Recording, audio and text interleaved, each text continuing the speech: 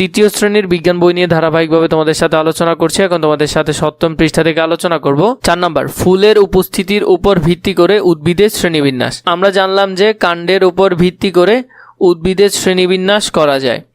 ফুলের উপর ভিত্তি করে আমরা উদ্ভিদের শ্রেণীবিন্যাস করতে পারি।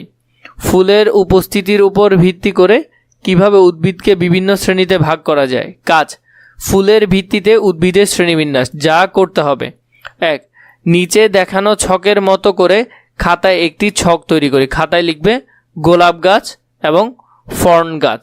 তো এই দুইটা আমরা আলাদা করে লিখব। গোলাপ গাছ ফুল আছে, ফর্ন গাছে কি নেই? ফুল নেই। গোলাপ গাছে বীজ হয়, ফর্ন গাছে বীজ হয় না, ফল হয়, ফল হয় না। ফুল থেকে ফল ও বীজ তৈরি হয়, স্পোরের মাধ্যমে বংশবিস্তার করে। তো এটা আর এটার মধ্যে কিছুটা পার্থক্য আছে। এটা সুন্দর করে খাতায় বা এখানের বক্সে লিখে ফেলবে। 2, নিচের ছবিগুলো ভালোভাবে লক্ষ্য করি। খাতায় আঁকা ছকে গোলাপ গাছ ও ফর্ন গাছের বিভিন্ন অংশের নাম লিখি। ছবিটি তৈরি করার পর তৈরিকৃত ছকের ভিত্তিতে নিচের প্রশ্নের উত্তর চিহ্নিত করি।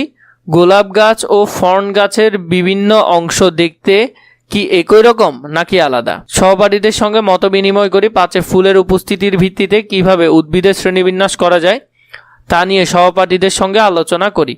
তো এখানের মধ্যে আমরা দুইটা গাছ দেখলাম, যেমন এটা হলো ফর্ন গাছ আর এটা হলো কি গাছ? গোলাপ গাছ। তো এই দুইটার মধ্যে কি পার্থক্য সেটা, যেমন ফর্ন গাছের বংশবিস্তার হয় তার ঢাল থেকেই, এবং গোলাপ গাছের তো ডিরেক্ট ফুল থেকে বীজ হয়, সেখান থেকেই করা যায়, অথবা কাণ্ড থেকেও করা যায়। তুমি কি কখনো ফর্ন গাছের ফুল দেখেছো?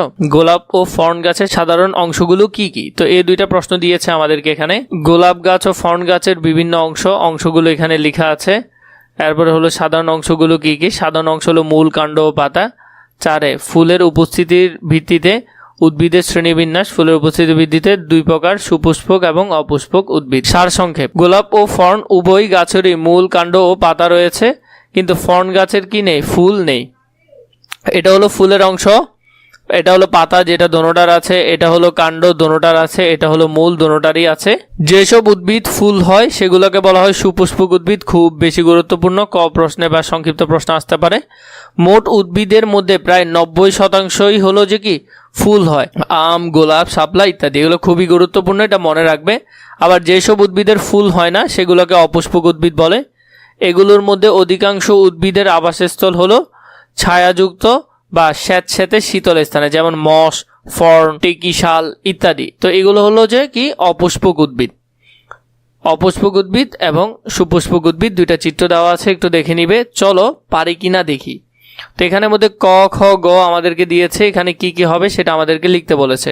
1, ছবির গাছটি ক, খ এবং গ চিহ্নিত অংশের মধ্যে একটি করে কাজ লিখি। এখানে একটা করে কাজ লিখবো। তো একটা করে কাজ লিখলে কতে, পাতা সূর্যের আলো ব্যবহার করে খাদ্য তৈরি করে। কাণ্ড গাছকে সোজা করে রাখে এবং পানি ও খাদ্য এক অংশ থেকে অন্য অংশে পৌঁছাতে কি করে? সাহায্য করে।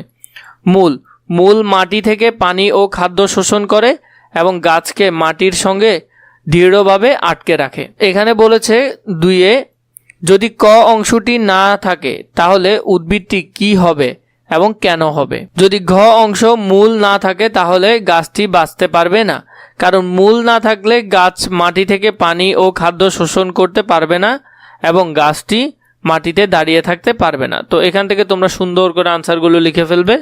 আশা করি গোছালো আকারে লিখতে পারবে।